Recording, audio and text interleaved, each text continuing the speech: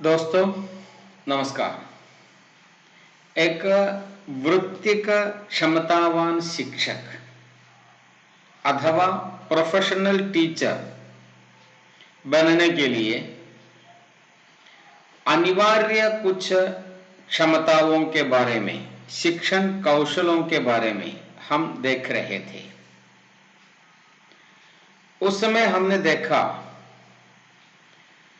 अनिवार्य रूप से विषय वस्तु की अवधारणा, शिक्षण विधियों की अवधारणा, प्रबंधन परक अवधारणा, पेशे के प्रति रुचि, समर्पण की भावना, छात्र से संबंध, अभिभावकों से संबंध, पेशे की प्रति रुझाव, मानवीय गुणों का विकास, सहकारिता आदि अनेक शिक्षण कौशलों के बारे में अवधारणा एक अध्यापक को होनी चाहिए। उसमें पहला विषय वस्तु की अवधारणा के बारे में हमने थोड़ी बहुत जानकारी प्राप्त कर ली थी। अब देखेंगे शिक्षण विधियों की अवधारणा। एक अध्यापक को सबसे पहले यह जानना चाहिए कि शिक्षा का केंद्र छात्र है।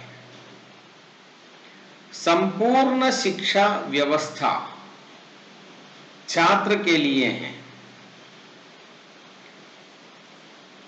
छात्र को केंद्र में बनाकर शिक्षण विधियों की तैयारी हमें करनी चाहिए। शिक्षण विधि की अवधारणा समय समय पर बदलती जा रही है। 5 साल पहले या 6 साल पहले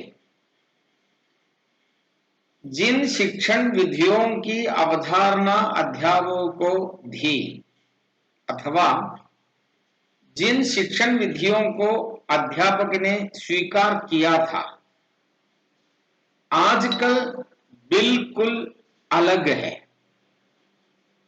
इसका मतलब यह नहीं है कि 5 या 6 साल जिन शिक्षण विधियों की अवधारणा अध्यापकों को दी, जिन शिक्षण विधियों को अध्यापक अपने कार्यक्षेत्र में प्रयोग कर रहे थे, वो गलत है।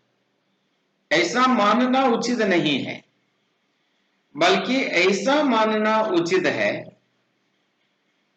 कि शिक्षण विधियां समय समय पर परिवर्तित होती जा रही हैं। हम जानते हैं यह टेक्नोलॉजी का युग है, तकनीकी का युग है। अतः शिक्षण के कार्य क्षेत्र में टेक्नोलॉजी का इस्तेमाल किए बिना शिक्षण का कार्य करना उचित नहीं होगा, क्योंकि टेक्नोलॉजी अत्यंत प्रभावकारी है। टेक्नोलॉजी का एक बड़ा हिस्सा अंतर्जाल है, इंटरनेट।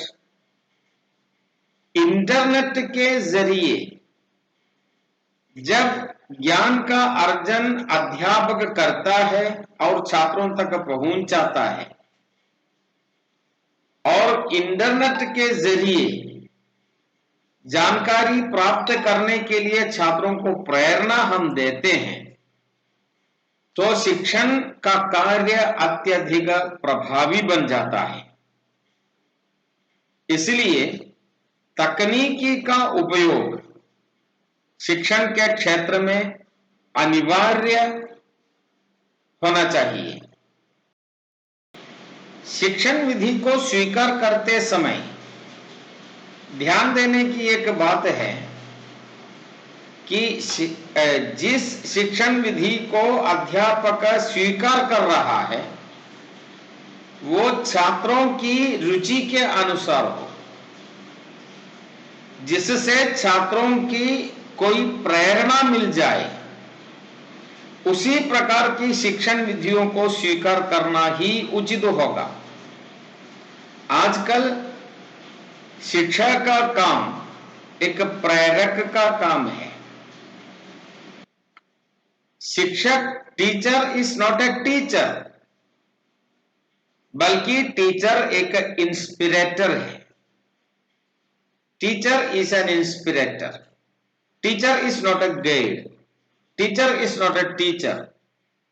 हम छात्रों को कुछ सिखाते नहीं हैं, बल्कि सीखने के लिए प्रेरणा दे रही हैं।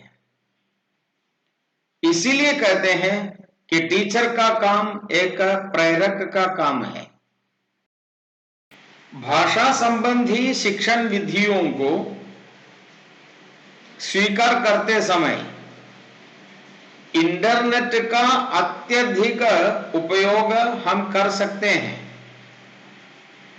भाषा अध्यापन के लिए अंतर्जाल की जानकारी, अंतर्जाल को कक्षा में प्रयोग करने की जानकारी अनिवार्य रूप से मिलना चाहिए।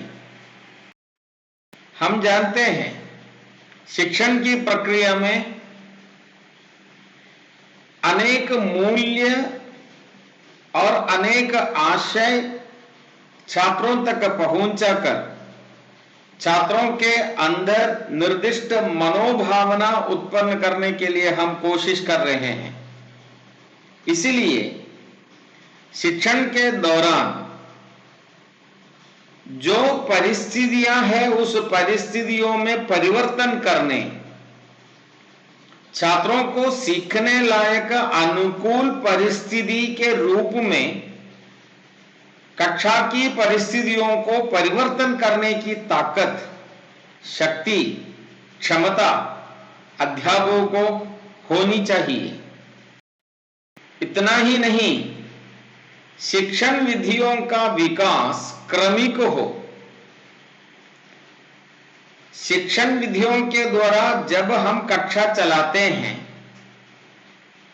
उस समय ऐसा अवसर नहीं होना चाहिए कि छात्रों में किसी प्रकार का झर्किंग हो, किसी प्रकार का अड़चन, बाधा सीखने की प्रक्रिया में छात्र को नहीं होनी चाहिए। यह शिक्षण विधियों की अवधारणा है। शिक्षण विधियों को स्वीकार करते समय हमें ध्यान देने की बातें हैं। हर एक अध्यापक को इसकी जानकारी होना अनिवार्य है। बाकी हम अगली कक्षा में देखेंगे। तब तक नमस्कार।